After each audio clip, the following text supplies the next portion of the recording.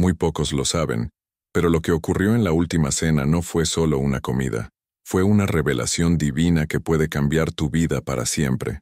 Esa noche, mientras todos pensaban que era solo un ritual más, Jesús estaba abriendo una puerta espiritual que casi nadie ha cruzado. Lo que dijo, lo que hizo, lo que cayó, todo estaba cargado de un misterio tan profundo que siglos después aún sigue tocando corazones. Pero aquí va la verdad.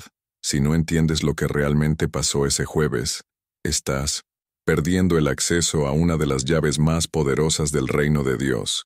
Porque el Jueves Santo no fue solo el comienzo del fin, fue el inicio de algo eterno. Te advierto, lo que estás a punto de escuchar no es lo que normalmente se predica.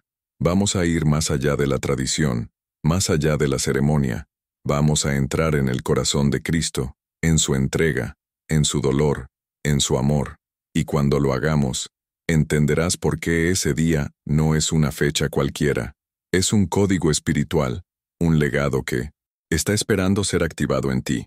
Si estás buscando respuestas espirituales que pocos se atreven a revelar, suscríbete ahora y quédate hasta el final, porque lo que descubrirás aquí podría ser el antes y el después de tu caminar con Dios. Institución de la Eucaristía y la Última Cena. Aquella noche, en un aposento alto de Jerusalén, el ambiente estaba cargado de una quietud sagrada. Jesús sabía que había llegado su hora. El Maestro, con un amor que trasciende toda comprensión humana, tomó el pan, lo bendijo, lo partió y lo dio a sus discípulos diciendo: «Esto es mi cuerpo, que por vosotros es dado. Haced esto en memoria de mí». Lucas 22:19. En ese instante, no estaba simplemente compartiendo una cena, estaba sembrando una verdad eterna en el corazón de quienes lo seguían, que su cuerpo sería entregado voluntariamente, no por obligación, sino por amor. El pan dejó de ser pan, el vino dejó de ser vino. Ambos se convirtieron en símbolos vivos del sacrificio que cambiaría el destino de la humanidad para siempre. Pero casi nadie comprende la profundidad de este acto. Muy pocos saben que esa cena no era solo una despedida, sino el anuncio de una nueva alianza, un nuevo pacto entre Dios y su pueblo. Jesús, el Cordero de Dios, estaba declarando con autoridad espiritual: la antigua alianza ha sido cumplida, ahora nace una nueva, sellada con mi sangre. La Eucaristía no es una simple tradición litúrgica, es un puente místico entre lo humano y lo divino, un acto profético que actualiza el poder de Dios en cada corazón que participa con fe. ¿Puedes imaginar lo que significa recibir el cuerpo y la sangre del Hijo de Dios? No como un símbolo vacío, sino como una comunión real con su Espíritu Santo. Aquella última cena fue el inicio visible de lo que hoy llamamos Iglesia. Fue allí que Jesús constituyó no solo la Eucaristía, mas también a sus apóstoles como ministros de una misión eterna. El reino de Dios estaba siendo inaugurado en secreto, lejos de los templos, longe de las multitudes. En la intimidad de ese cuarto, nacía un movimiento espiritual que ningún imperio, persecución o traición podría detener. Jesús no solo alimentó a sus discípulos, los ungió, los empoderó con la palabra de Dios para que, después de su partida, continuaran multiplicando vida eterna en cada rincón de la tierra. ¿Y qué significa eso para ti hoy? Significa que cada vez que te acercas al altar con un corazón sincero, el cielo entero se inclina hacia ti, que cada vez que participas de la Eucaristía con fe, estás siendo fortalecido espiritualmente para caminar por este mundo sin perder tu identidad en Cristo, que cada oración tuya, hecha en reverencia ante este misterio, activa promesas eternas, porque no fue un ritual vacío, sino una herencia viva. La cena de Jesús fue su despedida, sí, pero también fue su declaración de amor más poderosa. Estoy contigo, hasta el fin del mundo. Piénsalo bien. ¿Cómo estás participando de este misterio? ¿Con conciencia o con rutina? ¿Con hambre, de salvación o con indiferencia religiosa? Lo que muchos no saben es que este acto tiene un poder oculto, el de recordarte quién eres en Dios y para qué fuiste llamado. Y este fue solo el primer gesto, porque lo que Jesús hizo después, esa misma noche, revela un principio aún más profundo, uno que confronta el ego y desarma el orgullo humano por completo. el gesto del lavatorio de los pies y el llamado al servicio. Después de haber compartido el pan y el vino, Jesús se levantó de la mesa. El ambiente estaba lleno de misterio. Ninguno de los discípulos sospechaba lo que estaba por suceder. El maestro tomó una toalla, se ciñó con ella, vertió agua en un recipiente y comenzó a lavar los pies de sus discípulos. Juan 13:4-5. Un gesto tan simple, pero tan profundamente desconcertante. El Hijo de Dios, el ungido, el esperado por siglos, se arrodillaba para lavar los pies polvorientos de hombres comunes. Este acto no fue solo humildad, fue una revolución espiritual. Jesús estaba redefiniendo lo que significa reinar en el reino de Dios. Muy pocos enseñan esto con la profundidad que merece. Jesús lavó incluso los pies de Judas, aquel que ya tenía el corazón endurecido por la traición. ¿Qué nos enseña esto? Que el amor verdadero no selecciona, no condiciona, no se retira ante la traición. Jesús, en su sabiduría divina, sabía que Judas lo entregaría, pero aún así se arrodilló frente a él. ¿Quién hace eso? Solo alguien lleno del Espíritu Santo, alguien que ve más allá de la acción y discierne el propósito eterno. Este gesto nos revela que la verdadera grandeza no está en el poder, sino en la entrega, que el liderazgo cristiano no se mide por títulos, sino por cuánto estás dispuesto a servir incluso a quien no te merece. Cuando Pedro vio al maestro acercarse, se escandalizó. «Tú no me lavarás los pies jamás», exclamó, Juan 13:8. Pero Jesús le respondió con firmeza, «Si no te lavo, no tienes parte conmigo». ¿Puedes imaginar la fuerza de estas palabras? Es como si Jesús dijera, «Si no aceptas que el reino comienza con humildad, no puedes caminar conmigo». Esto confronta directamente nuestro ego, nuestra necesidad de control, nuestro deseo de reconocimiento. Nos invita a rendirnos, a permitir que Dios nos purifique, no solo por fuera, sino por dentro.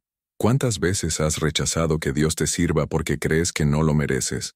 ¿Y cuántas veces has negado servir a otros porque crees que ellos no lo merecen? Jesús nos dejó claro, ejemplo os he dado, para que como yo os he hecho, vosotros también hagáis. Juan 13:15. Él no lavó los pies solo para demostrar amor, sino para dar una orden silenciosa pero poderosa. Haz lo mismo. Lavar los pies no significa apenas realizar un acto litúrgico, sino vivir con un corazón inclinado al servicio, escuchar con atención, cuidar con ternura, cargar las cargas de los demás con compasión. Es una invitación a vivir la fe como un río que fluye hacia los otros, no como una represa que solo acumula. En cada acto de servicio sincero, el reino de Dios se manifiesta en la tierra.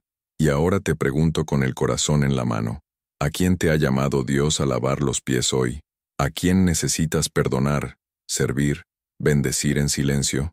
La grandeza espiritual no se alcanza subiendo escaleras de reconocimiento, sino descendiendo con amor a los lugares donde nadie quiere ir, porque allí, donde se lava el polvo de los pies ajenos, el Espíritu Santo derrama su poder. Pero eso no es todo. Lo que Jesús hizo después, cuando se levantó de ese lugar, te dejará sin palabras. Lo que viene a continuación revela un doloroso misterio que pocos se atreven a mirar de frente. El drama de la traición y la entrega voluntaria de Jesús. La noche avanzaba, y con ella, las sombras también se acercaban. Mientras los discípulos aún digerían las palabras y los gestos de Jesús, el Maestro, con el corazón afligido pero la mirada firme, hizo una declaración que estremeció la sala. «Uno de ustedes me va a entregar». Mateo 26:21. El silencio se volvió denso. El ambiente, antes íntimo, se tornó tenso. Uno a uno comenzaron a preguntar, «¿Seré yo, Señor?». Hasta Judas, con su rostro endurecido, se atrevió a pronunciar la misma pregunta. Jesús, sin acusaciones ni gritos, le respondió con una dulzura desconcertante. «Tú lo has dicho». Aquí comienza el drama más profundo de la historia, la traición de uno de los suyos y la entrega voluntaria del Hijo de Dios. La traición no llegó de los enemigos, no vino de los romanos, ni de los fariseos. Vino de alguien que había caminado con él, comido con él, presenciado milagros, escuchado parábolas y visto el rostro de la compasión encarnada. Eso es lo que hace más dolorosa esta escena. Judas representa a todos aquellos que, habiendo conocido la luz, eligen las tinieblas por interés, miedo o desilusión, y sin embargo, Jesús no lo detiene, no lo expone públicamente, no lo maldice. ¿Por qué? Porque entendía que su misión incluía también abrazar la cruz, no huir de ella. Entrega no porque fue traicionado, sino porque eligió obedecer hasta el fin. Esta es una de las profecías bíblicas más ignoradas, que el Mesías sería entregado por uno cercano, como estaba escrito en el Salmo 41:9. El beso de Judas, ese gesto que en otras circunstancias sería símbolo de afecto, se volvió en la historia el sello de la traición. Pero lo que pocos comprenden es que Jesús permitió ese beso, no lo evitó, no retrocedió, se dejó besar, porque quien conoce su propósito eterno no teme ser malinterpretado, ni herido, ni traicionado. El amor verdadero no se protege del dolor, lo trasciende, y en ese instante, cuando los soldados vinieron a arrestarlo, Jesús no se resistió. Dijo, ¿a quién buscan? A Jesús de Nazaret. Yo soy. Juan 18:4-5. Y con esa declaración, los soldados retrocedieron y cayeron al suelo. Ese es el poder de un hombre que se entrega en la voluntad de Dios. Este acto de entrega no fue pasividad, fue valentía divina. Jesús no fue víctima, fue sacrificio, vivo. Sabía que estaba caminando hacia la cruz, pero no como quien es empujado, sino como quien se ofrece. La palabra de Dios dice en Juan 10:18, «Nadie me la quita la vida, sino que yo la doy de mí mismo». Aquí se revela el verdadero poder de Dios, no en evitar la muerte, sino en convertirla en el camino hacia la vida eterna. Y si Jesús hizo eso, es porque sabía que había algo más allá del dolor, la redención del mundo. ¿Y tú? ¿Qué harías si supieras que el dolor que estás enfrentando es parte de un propósito mayor? Te invito a reflexionar. ¿Cuántas veces te has sentido traicionado por alguien cercano? ¿Y cuántas veces has entregado algo valioso por miedo o desesperación? La historia de Jesús nos recuerda que no importa cuán oscuro sea el camino, si estás en obediencia, estás en luz. La traición fue solo el inicio del proceso, y lo que sucede a continuación, el momento más íntimo y desgarrador de Jesús con el Padre, es algo que muy pocos se atreven a contemplar, pero tú estás a punto de hacerlo.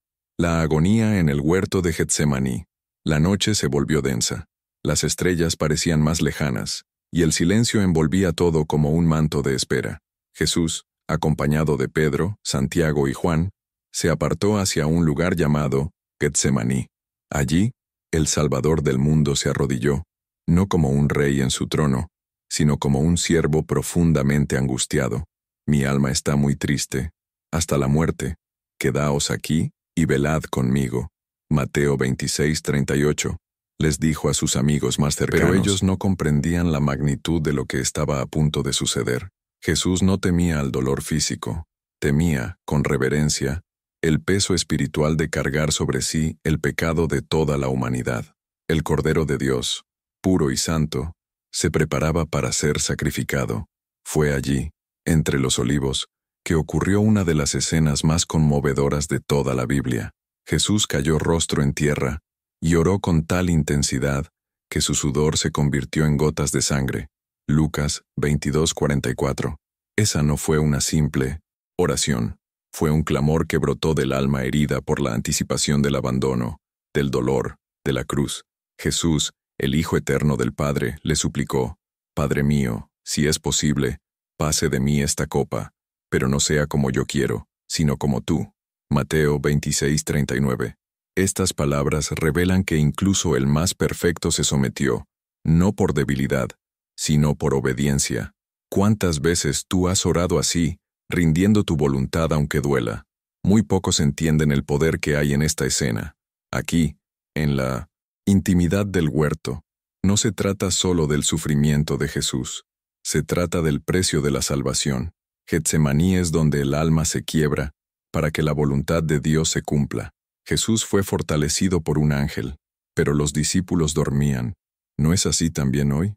Mientras tú luchas espiritualmente, ¿cuántos a tu alrededor están dormidos espiritualmente, sin percibir la batalla que se libra en lo invisible. Pero Jesús no dejó de orar. 3 veces clamó, 3 veces regresó y encontró a sus amigos dormidos. ¿Sabes por qué insistía? Porque sabía que esa era la única forma de vencer, en oración, en entrega, en rendición total. Este momento no fue solo preparatorio, fue determinante. Jesús salió del huerto diferente, no porque su situación había cambiado, sino porque su interior había sido fortalecido. Salió no como un condenado, sino como un vencedor. Ya no rogaba que la copa pasara, sino que la voluntad del Padre se cumpliera. Aquí vemos la mayor expresión de fe, confiar en medio del temor, avanzar aún con lágrimas, decir sí a Dios incluso cuando todo en ti quiere decir no. ¿Y tú? ¿Cuántas veces has estado en tu propio Getsemaní? ¿Cuántas veces has sentido el alma quebrarse ante una decisión, una pérdida, un llamado que exige todo de ti? Lo que Jesús vivió en Getsemaní es la llave para toda persona que desea caminar en el propósito de Dios. No hay gloria sin rendición. No hay poder de Dios sin oración genuina. Si quieres ver milagros, primero debes pasar por tu Getsemaní, porque fue allí, en la noche más oscura, donde Jesús encontró la fuerza para abrazar la cruz. Y lo que sucede después, cuando vuelve a levantarse, no es una derrota, es el principio del triunfo eterno. Pero aún queda algo más que debes comprender. El legado espiritual de ese día sigue vivo hasta hoy, y pocos lo viven con la intensidad que fue revelado. La celebración litúrgica y el legado espiritual del Jueves Santo. El Jueves Santo no quedó en el pasado. No es un recuerdo estático, ni una mera ceremonia religiosa. Es un legado vivo, una llama encendida por Jesús que continúa ardiendo en cada corazón que decide revivir ese misterio con fe. Cada año, cuando la Iglesia entra en este día santo, el cielo se vuelve a abrir. El altar se transforma en aquel aposento alto. El pan y el vino vuelven a ser consagrados. El sacerdote, revestido de humildad, lava los pies de los fieles como símbolo de un amor que sirve, y el silencio que sigue en la adoración del Santísimo nos recuerda que el rey no huyó, sino que se quedó en la Eucaristía, en el sagrario, en la oración silenciosa que sostiene el mundo. Muy pocos comprenden lo que verdaderamente se activa en el Espíritu durante esta celebración. Cuando participamos del Jueves Santo con devoción, estamos entrando en una dimensión donde el tiempo se suspende. Tocamos la eternidad con nuestras manos.